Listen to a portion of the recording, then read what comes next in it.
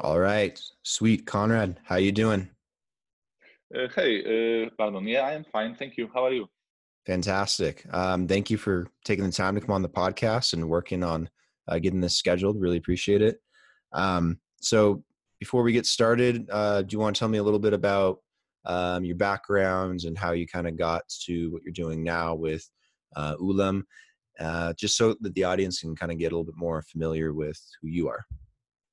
Yeah, of course. Yeah. So you can think about me as a quite technical guy. Yeah, I hold the bachelor in computer science and electronic engineering at the Technical University of Wrocław. Mm-hmm. So, like my journey, like technical journey, started from my work at a company called Nokia. Probably know that it's well known from the Mm-hmm. it's well known from the cell phones, but I was working in the LTE department. So, and I was doing the low level work there, mostly kernel, mostly drivers for the hardware. And back then, it was like 10 years ago. Back then, like, there was not that much of the work for me in the low level industry, except the big corporations like Nokia in my city. So I Mm-hmm. said that, I never liked the corporation. I always wanted to work in the small company, preferably on my own. Yeah. So I started to find other opportunities here. So I switched the languages to the more high level. The Python is, I'm not sure if you know the Python language. Mm-hmm. I switched to the Python language and find work as a um, let's say we can think about the web developer, like doing the web systems. Yeah. Mm-hmm. So from there, yeah, I created my own company, and I found basically some time ago blockchain projects. Yeah. And that was really interesting for me. So currently we are trying to focus only on the blockchain industry, Mm-hmm. and trying to do more and more basically crypto projects. Yeah, because the blockchain, you can split this into like private blockchain and public blockchain. Yeah, but private blockchain for me is like it's still I don't see I don't like it's hard to find it Mm-hmm. utilized in the world. Yeah, but the crypto is really strong. Yeah, so basically you can think this is my journey from the beginning. Yeah, what else I can tell? Let me think. Yeah, take your time. Yeah, so basically, yeah, this is it. Yeah, this is my background. Gotcha. Did you do any work in blockchain before ULAM? Not really. Yeah, so I started the company ULAM. We are building the different web systems. Yeah, and then my friend said that, I will be starting the crypto project. Yeah, if there is a chance, I have some kind of the guys that could help. Yeah. So I said, like, we don't have a crypto experience itself. Yeah, but I probably we will be able to figure it out. Yeah. There was lots of trust. Yeah. So we started that. Yeah. And it was like quite big project. Yeah. We like had to integrate with many blockchains at the same time, because we are building something like crypto exchange. Yeah. Mm-hmm. For the London UK startup. Yeah, so we had to integrate with the Bitcoin Cash, Ethereum, Ripple, EOS. Yeah, so there was lots of integrations, lot of know-how that we had to earn. Lots of infrastructure work here, because blockchain is not only like lots of people think about the blockchain like I will be writing smart contract and that's it. Yeah, but it's not always like that. Yeah, when you are building some cross-chain applications. Yeah, so let's say exchange is a cross-chain application, because you need to communicate between different blockchains. Yeah, you let's say buy Bitcoin and sell Ethereum. Yeah, so Mm-hmm. what you need to do is you need to hold deposits in different crypto assets. Yeah, and to do that, you need to hold you have to store the private keys. Yeah, and this is like the main issue, and it was my main focus doing that startup. Yeah, so basically, when I think that the security was my main focus, yeah. So I was not able to sleep at night because I know that we are holding the private keys with millions of the dollars worth of crypto, yeah. And then, yeah, you know what could happen, yeah. Gotcha. So, I mean, what do you do at ULAM Labs exactly? Like, what's your main focus in terms of what you do there regarding blockchain? Yeah, okay, regarding blockchain, yeah. So currently, we,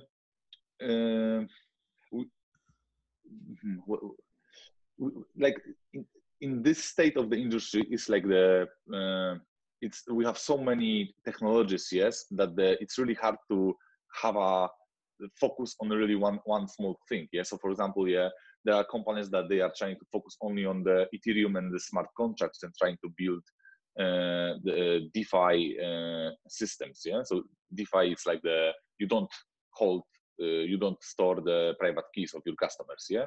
They basically store them themselves, yeah, and then communicate through the smart contract, yeah. And your platform just prepares the transaction that the guys can sign using the MetaMask or other wallets, yeah. Mm-hmm. I was going with that. I was going to. So this is one of the things, yeah. So currently, for example, one of the projects is that for the client in the Austin, Texas, what we are building is some kind of the standardized way of the connecting the IoT devices, because the company already have a robust IoT devices that they sell to other clients. So what they are trying to do right now is that to create some kind of the bridge, some kind of the oracle that is able to inject the data from the IoT devices, yeah, in some kind of at the moment not decentralized way, but in the future decentralized way, like a chain link protocol. So we are trying to inject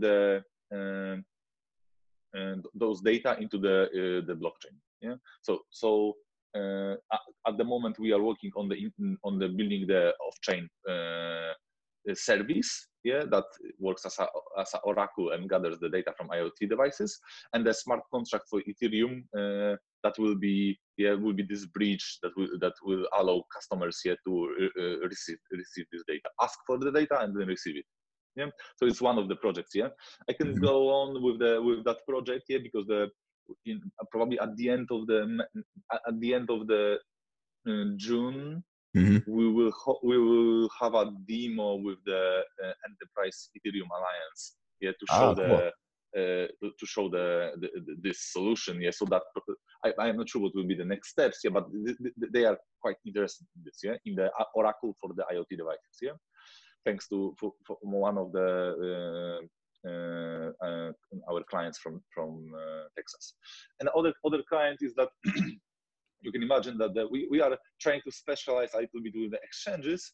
Yeah, so one of the London our London clients, what they do is they are trying to they have the platform already running here. Now they are in the let's say mostly focusing on the marketing and polishing the platform, but essentially what they are doing is they are trying to do cross-chain loans for institutional clients, basically.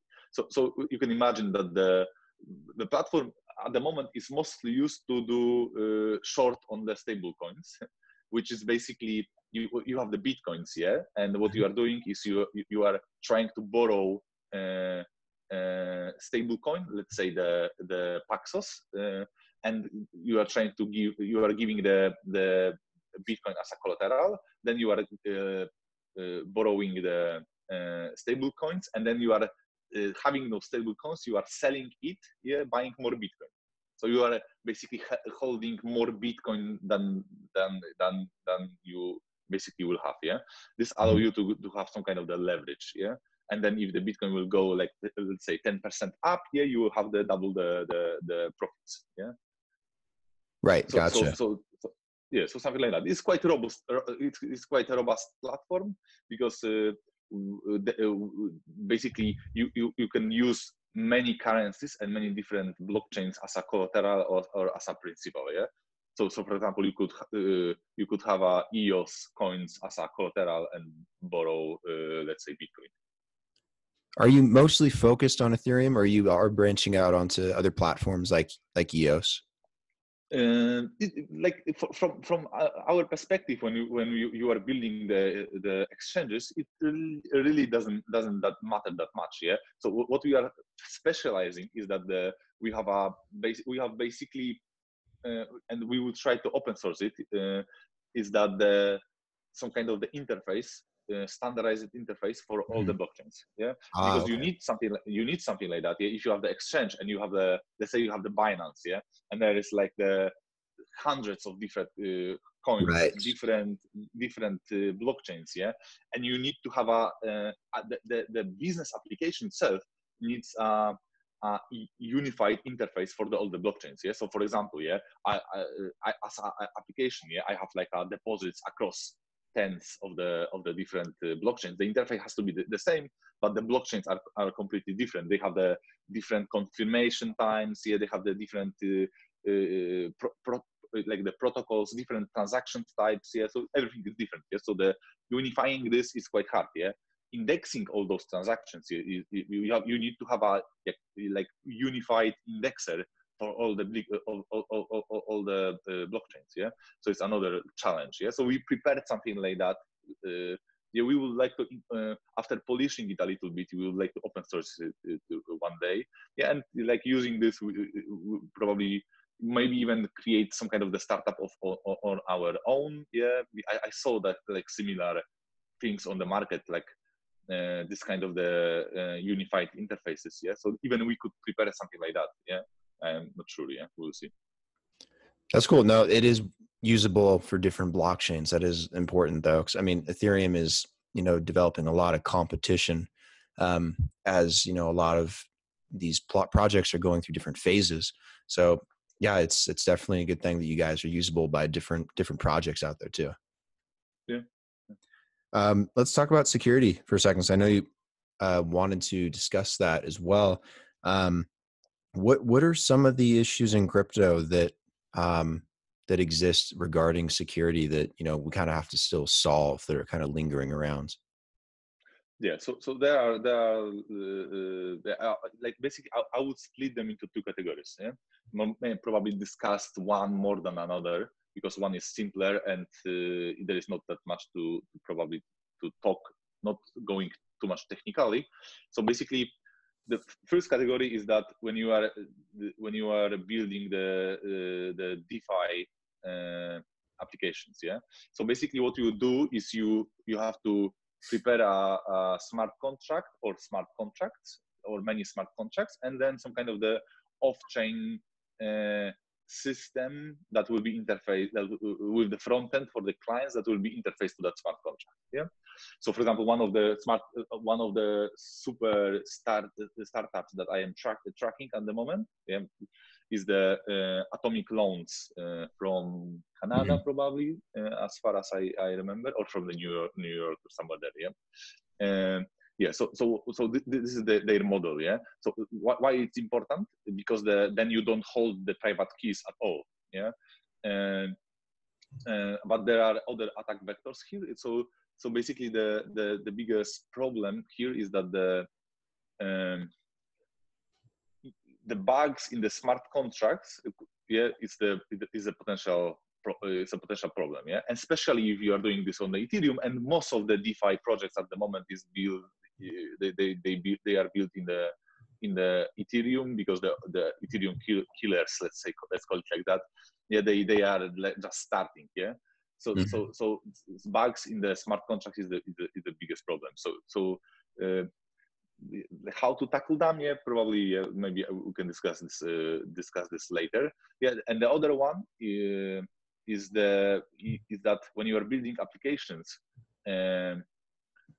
when you have to keep the private keys, store the private keys because you have a cross-chain application, for example, and you hold the deposits in different blockchains, and then you need to exchange them. Yeah, for example, yeah, simple case, yeah, like Binance, yeah. So or all other exchanges, yeah, it doesn't matter. It doesn't really matter. If only accept the exchanges that they exchange only stable coins on top of the only the ERC20 tokens, yeah, on top of the Ethereum, yeah. So then they do the DeFi model, yeah. So the going back to the storing private keys, yeah, this is the biggest problem. This is what we did for our client. And then yeah, obviously you have the private keys. You are generating private keys, yeah, to hold deposits of your clients, yeah, and the private keys are stored somewhere there in your platform, yeah. So you have to like really struggle and think deeply, yeah, how to design the system, yeah, so that those keys are secure, yeah. I can go like I am a technical person, yeah, basically. So I could go as deep as you would like, yeah. I am not sure where I should stop, yeah, so that the audience or you can go deep if you want to. I mean, some of my audience is fairly technical; they might be interested. It's up to you. Yeah. So okay. So basically the biggest problem in the second category when you have the private keys is that like inside job, yeah. So this is something that's like I am not don't know I don't know how to say it in English, but yeah, I cannot sleep at night because of that of that, yeah. So if you hold millions of dollars in crypto, yeah, so you have the big problem because that if like stealing private key is so easy that like some really good engineers, they could just basically remember the key looking at this, yeah. So it's like this is the problem, yeah. So what we are doing and how this probably should be tackled is that you need to prepare a separate system inside a system that and design the interface so that the private keys are never exposed outside of that system, and then limit access to that system only to small amount of the people from the technical team, yeah. And basically to let's say to basically the best option will be the best two guys, yeah. Something like that, yeah. And then you need to design the system so it will be super simple, so that there will be not that much changes deployed in time, yeah. Because the more you change, yeah, the more you risk that someone will inject something to that system, yeah. And then, but so basically, so this is the how you will tackle this problem. But then you have this system, yeah, and what the system has to do, yeah, because you cannot give the private keys, yeah. So you need to design the interface, yeah. So what kind of the interface it could be? So for example, what we design is that we call it that system wallet manager, and basically what it does is it's responsible for issuing the transactions. Yeah. So you can say to that system that basically create me a deposit wallet, yeah, and it will give you a token, not the private key, but the token to that wallet.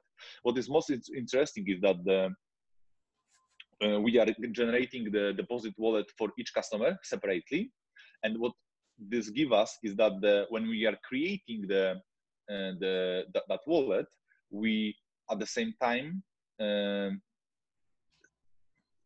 say to that system, tell that system that when you will create that deposit wallet, yeah, you only whitelist certain output addresses, which gives you the ability to that when you will hold that token, you can only withdraw from that deposit to the certain addresses.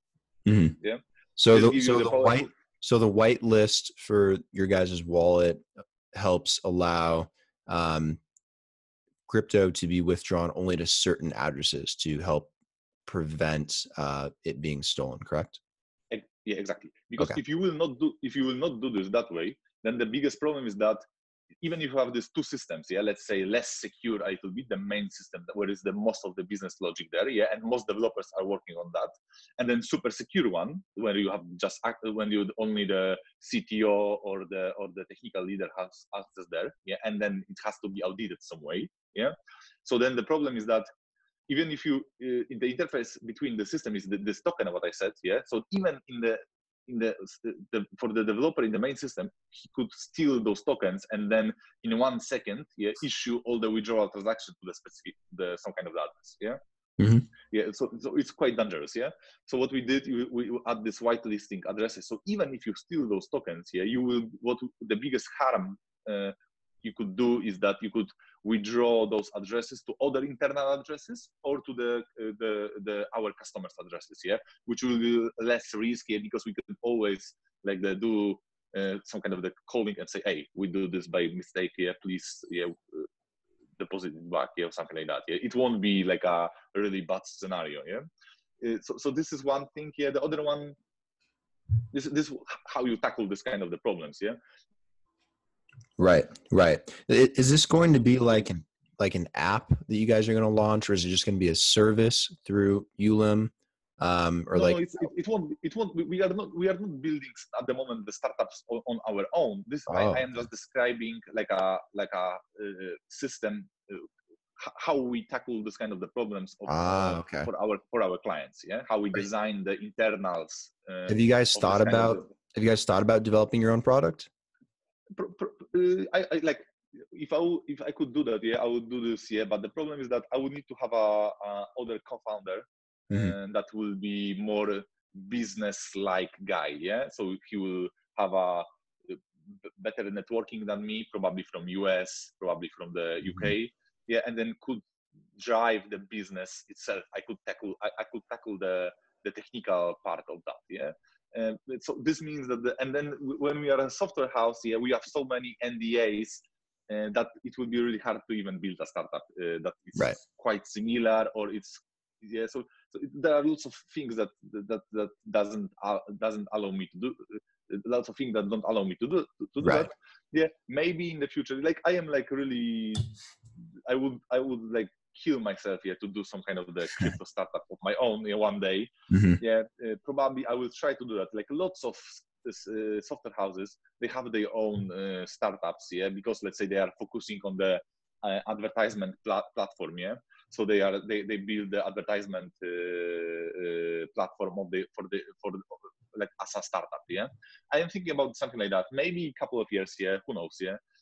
Especially when we will have all those new blockchains that they can show their benefits on the market. I am like thinking about the Algorand. I'm thinking about Tezos. Yeah, those are like really, really good new pieces of the technology. I am really, as a technical person, I am really interested in them. It's like, it's amazing. The technology is amazing. Yeah, and it's like we'll see. Yeah, so going back to the security. Yeah, so like I said, yeah, this is basically how you tackle these problems.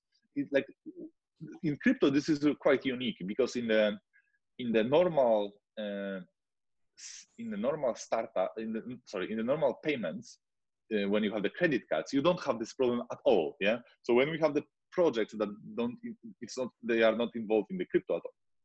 So what we do, we use the third-party providers, so that we don't so that the credit card information, they don't even go through our platform at all. Yeah. So the user provides a credit platform on the front end of the application. Yeah, we use a third-party JavaScript library that just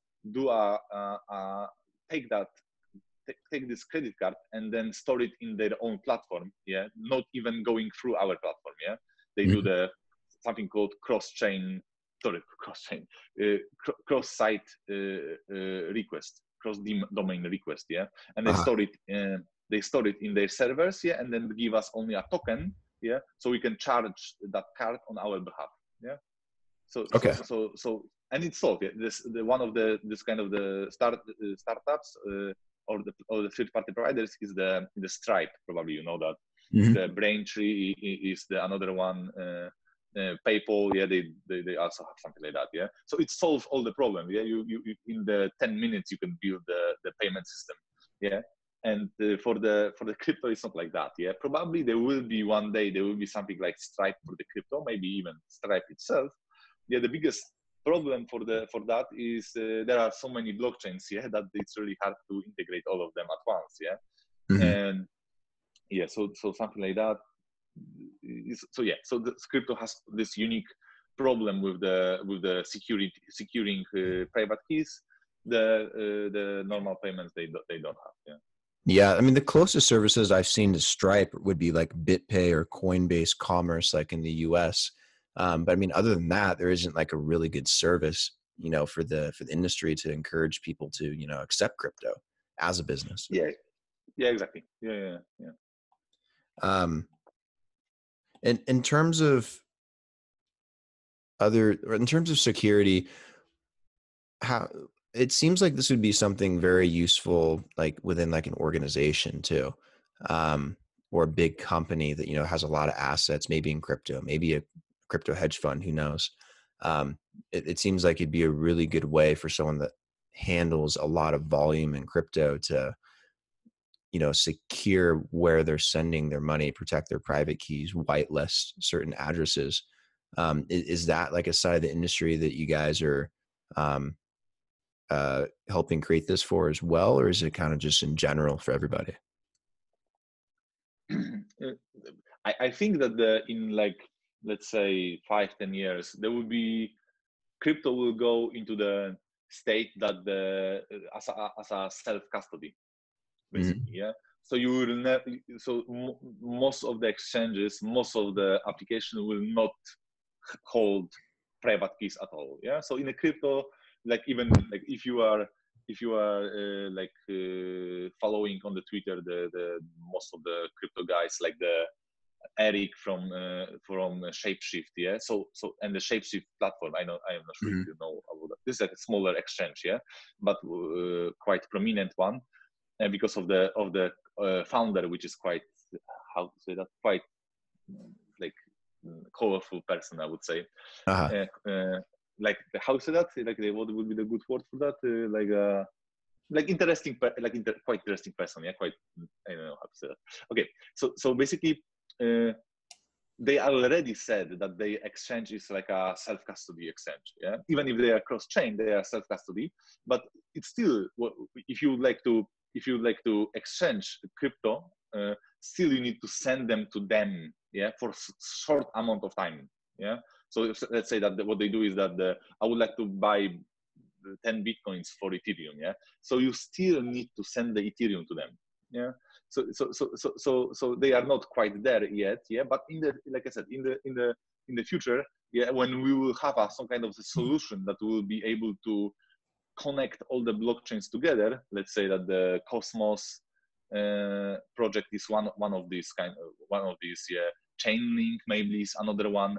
That they are trying to tackle this problem from one side or another. So after having something like that, so that in the 100% decentralized way, you can exchange one coin for another from two different chains. Yeah, yet the problem will be ultimately, let's say, solved, and then everybody's storing their own keys. Yeah, and the problem disappears. Yeah, of the storing the keys. Yeah, the other problem is that there are some people that are not technical ones. They don't want to steal. They don't want to store. They don't want to store the.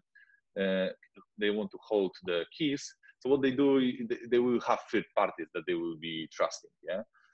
So the problem still will be existing for those kind of the people, and then.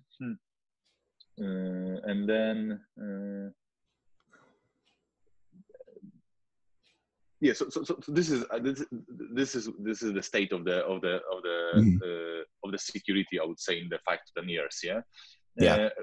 Coming other blockchains emerged. Yeah, hopefully they will be competing with the Ethereum, because like the Ethereum is trying to move to the Ethereum 2. Yeah, then we have like lots of proof of stake blockchains. Yeah, so the next 5 years I think will be really really interesting. Yeah, and maybe there will be, because we have the Bitcoin, Ethereum. Yeah, I hope there will be third one. Yeah, that will be superior to those two. Yeah, I would bet on the Tezos, maybe on the Algorand. I don't know. Yeah. So going, but talking about the security, let me think. You covered quite a lot with security. It sounds awesome what you guys are doing. Sounds like you guys are creating some great solutions for people. And yeah, security is still been a huge issue in crypto, whether it's been a software computer factor or whether it's been a human error factor. I mean, there's always been some issues with crypto and with people losing their money or sending it to the wrong place or hitting the wrong button. So it's definitely an area that needs to be tackled really hard. Yeah, exactly. Yeah, so let me see. Yeah, exactly. Yeah, so the things like the crypto is involved. This is a big problem. Yeah, that you could. It's like when you are doing a transaction, yeah, it's ultimate. Yeah, you cannot revert it. Yeah, this is the difference between the normal banking and the crypto. Yeah, and how to solve that? Yeah, probably you can't. Yeah, some kind of the confirmations. Yeah, this is like it's not even us. This sending to the wrong address. Sorry, sending to wrong address. It's not a security problem. Yeah, security problem is like the audits of the smart contracts. Yeah, the security problem is the like not leak the private keys anyway. Yeah, because with the private keys, like it's like really complicated because like imagine that someone could steal private keys. One of the employees could steal private keys and then like sit quietly for a month, for a year. Yeah, even left the company, leave the company. Yeah, and then withdraw the funds. This is like interesting case. Yeah, Right. like so things like the rotating private keys. Yeah, like in our platforms, like we have to do all those stuff. Yeah, so even if you have this private key, you have to rotate them, etc., etc. Yeah, like yeah, basically like lots of the security problems. There are some security standards. Yeah, that you have to comply with. Even if you like to get the DLT DLT DL distributed ledger technology license. Yeah, so if you like to get this kind of license from, for example, from the Gibraltar financial commission. Yeah, so you need to comply with some kind of the security standards. You need to do audit of your infrastructure. Yeah, for one of our clients. Yeah, we did that. Yeah, so our employee was in the Gibraltar. Yeah, and they had to like do the infrastructure demo. Yeah, to show all the security standards there. Yeah. Mm-hmm. Right. No, it makes a lot of sense. That's really important too. Before we wrap up and get to the end of the podcast, I want to get your thoughts on the current state of the industry right now. It's definitely a very interesting time in 2020 with a lot of weird things happening, a lot of black swan events coming to fruition, and Bitcoin just sitting right under 10,000 in the market, just kind of creeping up very slowly. A lot of projects getting a lot of development done. Just from your perspective, I'm just very curious what your thoughts on the industry. Do you think it's starting to grow a little bit more rapidly this year? Do you think it still has some challenges? What are your thoughts? Yeah, so I am not a trader and trying not to gamble with the crypto that much. Yeah, but I am basically like plain hodler, let's say. So I am buying periodically Bitcoin and other crypto and just holding it. Yeah, so and I like, for me it's like I need to hold it. I am thinking about the holding like lots of years. Yeah, so and I don't have experience as a trader, so I cannot comment on that one. And this 10,000 how you call that, not support, but the other one is resistance. Yeah, so the 10,000 resistance. Yeah, I am checking it every day. Yeah. Mm-hmm. Although I am obviously not a trader. Yeah, but I am technical guy. So from the technical perspective, the future and the ending of the 2020, 2021 and next years, yeah, for me are really interesting. Yeah, basically why? Yeah, so first of all, yeah, the Bitcoin is still like a store of value. Yeah, so nothing that changes there. But the Lightning Network, yeah, yeah, it's something that it's quite promising thing. It's quite low level, yeah. So we will see. But from the Ethereum perspective, yeah, their DeFi projects here are really awesome, yeah. And like I think that they will do lots of good work there, yeah. There will be lots of bugs in the smart contracts, I think, and still there, yeah. So because the Solidity, which is the language of the Ethereum virtual machine, and the Ethereum virtual machine in my opinion, they allow too much freedom, yeah, and this involves lots of bugs, yeah. So we will be able to see those bugs in the coming years, and even more interesting for me is the new blockchains, yeah, the new proof of stake blockchains, yeah, that they will be, they call them the self or the community call them the Ethereum killers. Like I would not call them like that, yeah, but I am like checking a couple of them, and they are super interesting. They are like these technologies are really amazing. I'm a little bit afraid of the business side of them. So I think that the technological background is super strong. I am talking about for me there is a four really important one. Is the Tezos, Algorand, Cardano, and Cosmos. Yeah, they are trying to focus on different business areas. Yeah, technically they are super strong. From the business perspective and marketing perspective, which is probably even more important than the technical aspect. Yeah, they are not as strong, I would say. Yeah. So I am. This is the reason I am a little bit skeptical in all of this. But yeah, I am still crossing my fingers, and I would like to do some kind of the more.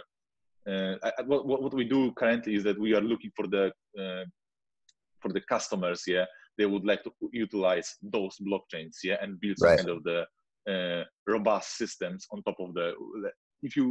I would say that even if customer will come to me and say that I would like to build a platform, let's say MVP in 2 months, yeah, for the Tezos or for the Algorand, I would like kill myself to do that. I would even say that, oh, let's do this for free as a just a portfolio item or something like that, yeah, because it's that awesome. The technology is that awesome that my guys, yeah, they will just. If I would tell them, yeah, hey, we are building the Tezos or Algorand application, yeah, they would they will not sleep, yeah. This is so exciting, yeah.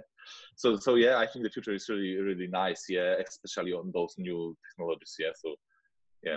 Yeah, really I think it's nice. really interesting times. I think we're about to see for the first time Ethereum has some serious competition. It's been having some bottleneck issues for years now. And we're getting to the point where it's going to have some real competition, on whether it's Cardano or Tezos or EOS or another platform. They're coming up very, very quickly, especially with Ethereum having trouble getting to Ethereum 2.0 with staking and everything that they've promised. And Ethereum does have a monopoly on the market right now in terms of building applications like dApps and services and, getting institutions involved and more investors. But they're going to lose that market share in a lot of ways. But I mean, I don't think they're like out of it either. So from my opinion, I see there being quite a competitive race to the top here, outside of Bitcoin, like outside of just being like crypto or cryptocurrency, but like the blockchain itself, being able to build on top of it. I see that there being quite a race, whether it's, Cadena, Chainlink, Cardano, EOS, Tezos, whatever it is out there. Like there's a lot of really good projects. Hashgraph, if you really want to branch out a blockchain, like really solving some issues. And a lot of that stuff will go live in 2020. So I find it very, very interesting what's happening this year, and we might see a lot of market action. We might also see a lot of cool development and maybe some cool use cases. It's a very interesting year. Yeah.